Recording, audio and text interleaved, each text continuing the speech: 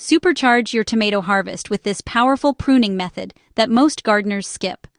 There's a moment every tomato grower knows too well. The vines look lush and green, but the fruit set is disappointing. The leaves are beautiful, the plants look vigorous, yet the harvest is slow, small, or uneven. What many gardeners don't realize is that the secret to forcing tomatoes to fruit more isn't found in fertilizer alone. It's in how you shape the plant itself. When you prune tomatoes the right way, you redirect the plant's energy into producing clusters of bigger, earlier, and more abundant tomatoes. And once you master this technique, your harvests will feel almost effortless. Pruning works because tomatoes are naturally eager to turn every node into new growth. Without guidance, they produce a tangle of shoots, leaves, and stems. That leads to shading, poor airflow, and too much competition within the plant. By pruning with intention, you control where that growth goes. The plant is forced to channel carbohydrates toward developing flowers and fruit instead of unnecessary foliage. What you gain is earlier fruit set, stronger stems capable of supporting heavier clusters, and better sunlight penetration that triggers more blooms. Before you start pruning, you need to know whether you're working with indeterminate or determinate tomatoes. Indeterminate varieties grow all season long and benefit significantly from regular pruning. They are essentially vines and can reach well over 6 feet tall. These are the tomatoes that respond dramatically when you remove excess growth. Determinate tomatoes, on the other hand, grow to a set size and produce one main flush of fruit.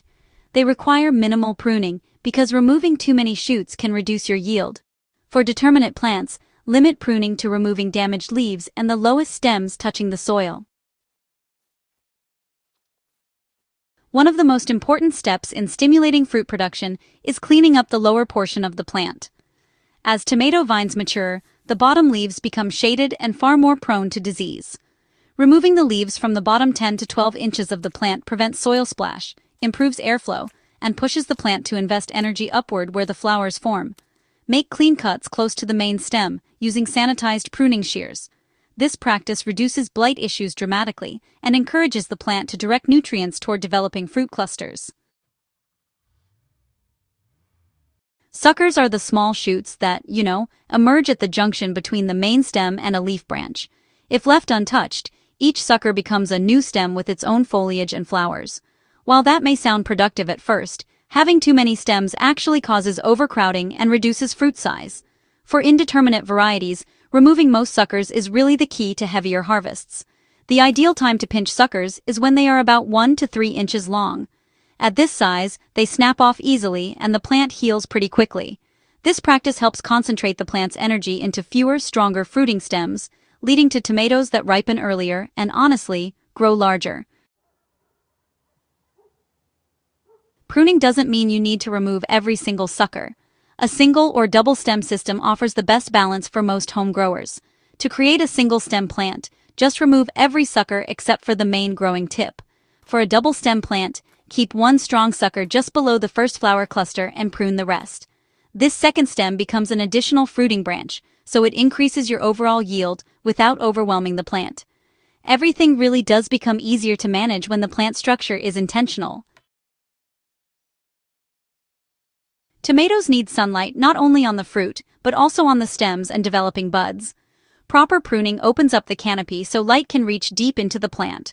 When interior leaves get enough sun, they photosynthesize better, sending more sugars to the developing fruit. Plants that are too bushy often spend energy supporting shaded leaves that, honestly, contribute very little. A well-pruned plant looks balanced, open, and upright. You should be able to see sunlight passing through the midsection of the plant, really highlighting the fruit clusters. Pruned tomato plants grow vigorously upward and require strong support. Whether you use stakes, cages, or a trellis system, tie the stems gently using soft plant ties. As you remove suckers and lower leaves, the plant becomes more vertical and easier to guide. Good support prevents breakage, improves airflow, and reduces the risk of fruit resting on the ground. It also helps you identify new suckers faster, keeping the pruning cycle efficient. After pruning, tomatoes respond extremely well to a balanced feeding that supports flower and fruit production. One effective formula is a simple homemade fertilizer blend using 1 tablespoon of Epsom salt dissolved in 4 liters of water.